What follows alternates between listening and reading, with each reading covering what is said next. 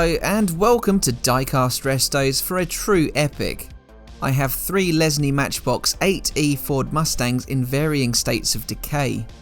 2 are from the pre-1970 regular wheels era, and 1 is from the 1970 to 1971 Superfast line. It was introduced in 1966 in white, as these first 2 castings should have been if one wasn't already missing all of its exterior paint, and the other having red and orange patchily painted over it. This one has had its roof partially crushed in, but the window piece looks salvageable. My early plan is to restore one, Restomod the other, and do a full custom on the Superfast car. The Mustang was the only Matchbox casting to utilise a lever to turn the front wheels. All others that later featured a steerable front axle were controlled by pushing down on the corresponding corner of the car. You'll note the Superfast cars lost the steering system. While Superfast cars were red or orange red, there were some rare transitional cars, such as a white Superfast and a red regular wheels issue. These are very valuable, boxed in mint condition. This motley crew are a long way off mint. Here is a well-presented early regular wheels Mustang. And here is a boxed Superfast example. But this is what it is based on, a 1965 Mustang Fastback. As I'll have so many things on the go in this edition, I'll label which parts belong to what casting in the top right corner. But for the dismantling phase, all cars effectively receive the same treatment. While the steering system was pretty inventive, the fact it only featured on the Mustang suggests it was not a great success. The lever was a bit over-engineered. You could push down on the corners the same as the other auto steer models and still achieve the desired turns. All castings received a red plastic interior piece with tow hook extension until it reached the Superfast conversion. Similar to the paint, later ivory interiors could be found on transitional models and vice versa. Early regular wheeled cars had silver trim applied to the grille section and headlights. This was omitted a few runs into production. Later issues also had a patent number instead of patent pending cast onto the base, as well as a towing guide. The steering guide was also now in a key-shaped recess. I've just made more work for myself by snapping that suspension piece. But we move on. Here's another variation. While later castings had tyres and hubs, early models received solid plastic wheels with hubcaps instead. This means that my patchwork quilt car with its squashed roof was the earlier of the 2 regular wheels cars. Another casting variation was that the B-pillar vent was shortened, with its sharp end removed on later castings. The hardest Mustang to find is the first issue Superfast model, that came in regular wheels colours but with narrow 2mm wheels fitted. After this point they were all wider 4mm wheels. Here I'm just flattening out a bit of a dip in the roof of my paintless example. As the production of Superfast Mustangs went on, the paint shade gradually got lighter, so it became more of an orange red than tomato red.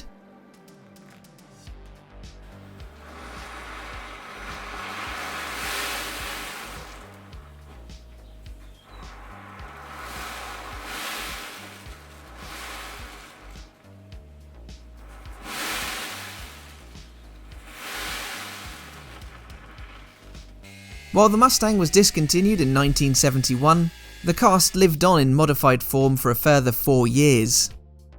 This was numbered 8F and was called the Wildcat Dragster. It was painted pink for the first year only, before switching to orange. It had a whacking great V8 sticking out of the hood and a larger set of rear wheels to give it an aggressive stance. The interior was yellow. It even kept the tow hook. The transparency was tinted green. It had some variations to the base colour, but the stickers that were applied to the side also varied. Generally, they showed a big cat with Wildcat written over the top. However, they could also be found with rat rod stickers from the similar Mercury Cougar Dragster, or a sailboat label from the VW camper. Even with the 8F modifications, it is a gorgeous casting, and I'm secretly pleased that I had so many to work on at one time. You may note here though that it says Reg Wheels Custom and not Restomod in the top corner, and you're about to see why. So that was a break in the B-pillar, trying to return the roof to a more normal position. But the more I worked on it, the worse it got. So, with a broken B-pillar and only a segment of the A-pillar left, there was only one thing for it. Yep, it's going topless. Now I really have my work cut out for me. I need to get rid of the buttresses and smooth it all off. So, the Ford Mustang. Its development followed on from the Ford Mustang 1 concept vehicle. Ford General Manager Lee Iacocca ordered the design of a 4-seat, bucket seat, floor gear shift car that weighed less than 2,500 pounds or 1,100 kilos. The Ford, Lincoln Mercury and Advanced Design teams were all tasked to create proposals. The new small car would have a raft of power, comfort and luxury options. The Ford team produced the winning design, nicknamed the Cougar. It was designed by Joe Oros and his team of David Ash, Gail Haldeman, John Foster and George Shoemaker. To save on costs, the Mustang would draw on chassis, suspension and drivetrain components derived from the Falcon and Fairlane. The convertible was designed first to ensure adequate stiffness. It went on sale in April 1964, and for the first 3 months, these models are referred to as the 1964.5 cars. The entry-level Mustang had a 2.8 litre straight 6 borrowed from the Falcon, with a 3-speed manual transmission. A GT package was introduced for 1965 model year Mustangs. These had the 4.7 litre small block V8, grille-mounted fog lamps, which you'll notice the casting has, rocker panel stripes and disc brakes. The GT also had a different instrument panel that included a speedometer, fuel gauge, temperature gauge, oil pressure gauge and amp meter in round dials. At the same time, the fastback version became available for the 1965 model year. Previously, only the hardtop and convertible had been on sale. The Shelby Mustang also arrived, initially only available as a fastback.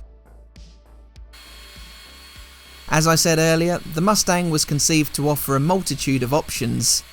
Embossed ponies were offered on the bucket seat fronts, sun visors, a mechanical remote operated mirror, floor console, bench seats, under-dash air conditioning, and rally pack clock and tachometer were just some of the choices available. The Mustang was redesigned for the 1967 model year, enlarged to enable it to be powered by big block V8s. During the 1968 model year, a street drag racer could have the 7-litre Cobra jet fitted. This produced 335 horsepower.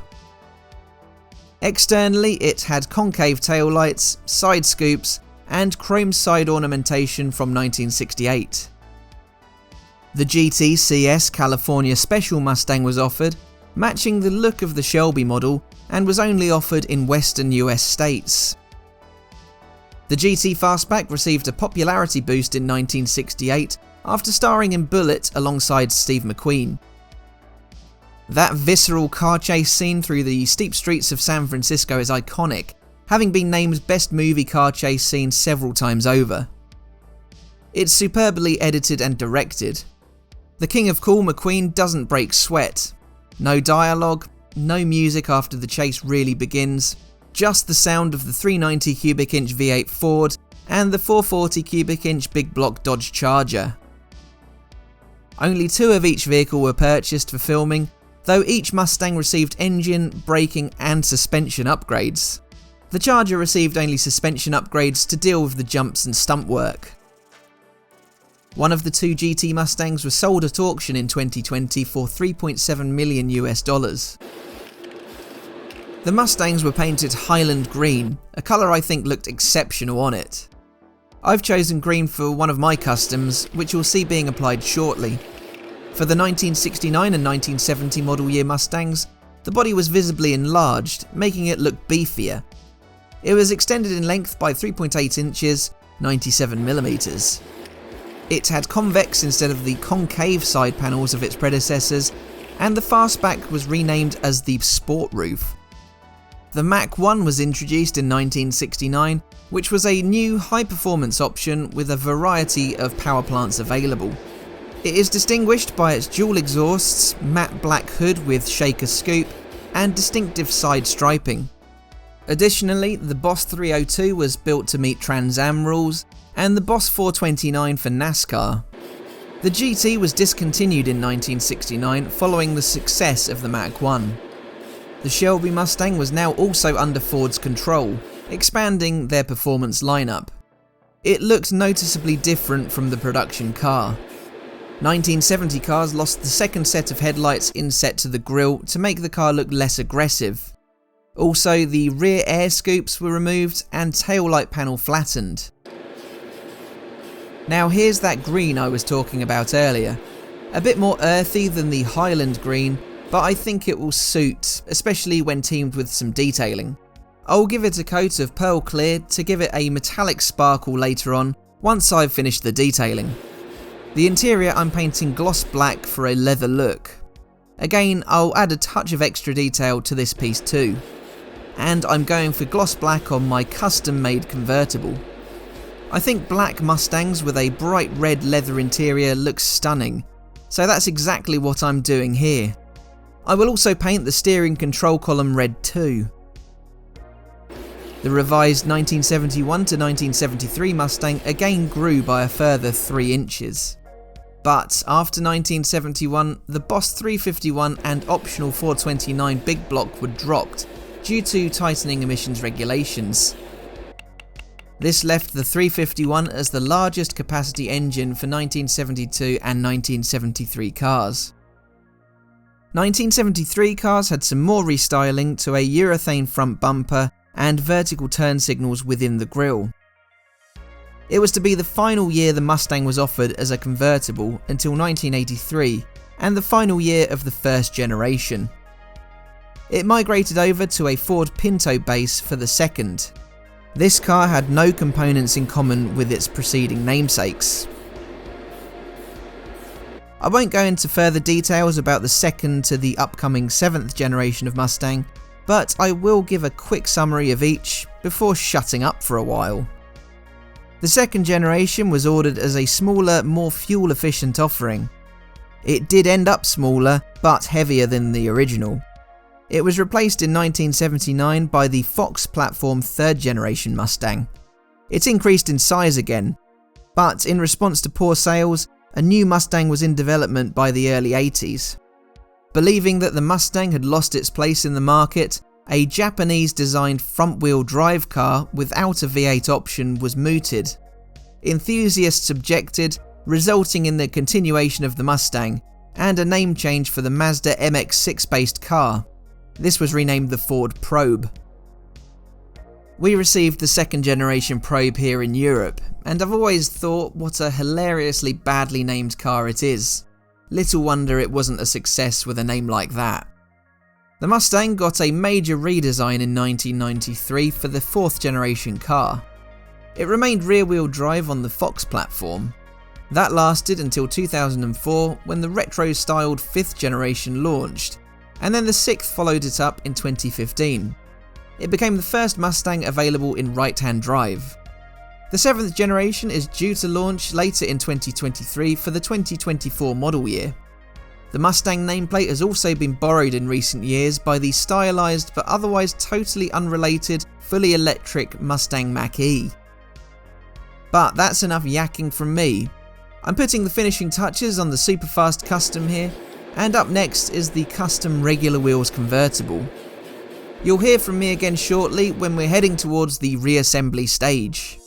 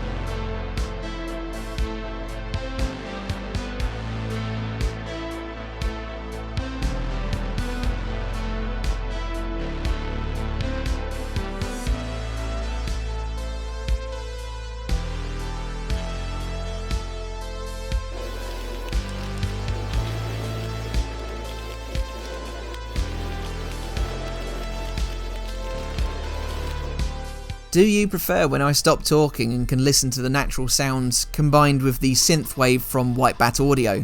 Let me know in the comments. Anyway, I'm butting in here to talk about my modified windshield.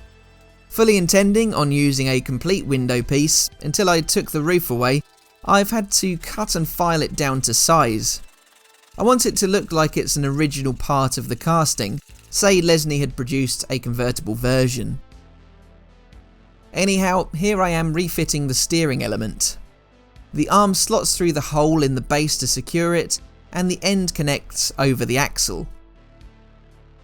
There's a lip on my repaired and re-glued suspension piece that helps retain its original position.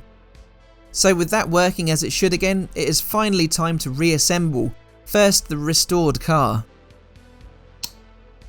With the window fastened in place, I can hook the interior piece in over the rivet post. That connects the rear, while a tongue and slot fitment secures the front. A push and a screw completes this one. Next up, it's the Superfast Custom Mustang. This has had a set of Greenlight Ford wheels fitted to the base, making it look very bullet indeed, even though it's the wrong model year. The interior still connects to the body, even though it's rightfully lost its tow hook. This was a nice model to work on, unlike what's up next, which gave me a few headaches, what with having to build a convertible out of it. You'll again notice some Greenlight Mustang wheels on this one, which have a very dodgy white wool trimmed on these sides. That wasn't me, that's just how they seemingly came from Greenlight. Not great. What is good is that the window piece secures between the interior and body, meaning it doesn't need to be fastened with glue. And now, the final act in this epic is to secure the base and do the before and after. So here we are back at the beginning with my 3 8E Ford Mustangs by Lesney. 2 of these gave me little trouble. One was a bit more of a pain, but I think the effort and time spent on all 3 was worth it in the end. Each had their faults that needed fixing, but I've ended up with a fully restored original and 2 wildly different customs. So let's have a look at these tamed Mustangs. I'll show each off individually in a moment, as there's just so much that's happened to each casting in the last near 20 minutes of video. But I think that we can all agree that they are night and day to how they each looked previously. One's a full resto, having had no paint, another a full custom, while the middle car was requiring some unexpected cosmetic surgery, turning it into an impromptu convertible. So, the restored car. Back in its original white, I have flattened the roof, given it a window piece, trimmed the front grille and hubs in chrome, looking as it did 57 years ago. I like the raw simplicity of this one. Let me know your favourite in the comments, as I'm intrigued to find out what everyone thinks. But from straightforward restoration, we hop to a more detailed custom with the Bullet Highland Green Mustang. This has the Ford Greenlight wheels fitted, a custom black interior, a black grille with detailing to the Mustang emblem, headlights, bumper and turn signals, the door handles have been trimmed, and then we move to the rear. Again, the bumper has been chromed unlike the Lesney original, while the taillights have been coloured along with chrome to the central badge, license plates around and tailpipes. I love this one. But how about this? I designed this topless version out of necessity, but also to be an improvement on Lesney's original design, hence why it has kept the steering system. However, that doesn't work with the questionable and wobbly marked Greenlight wheels fitted. But that aside, I think the conversion has been a success. I adore the red interior on black. This one has the same detailing applied as the green custom car. But again, do let me know your fave in the comments. Please leave a like and be sure you're subscribed. So all that leaves me to say is thank you for watching, especially if you watched all of it, and I'll see you again for the next one. Bye for now.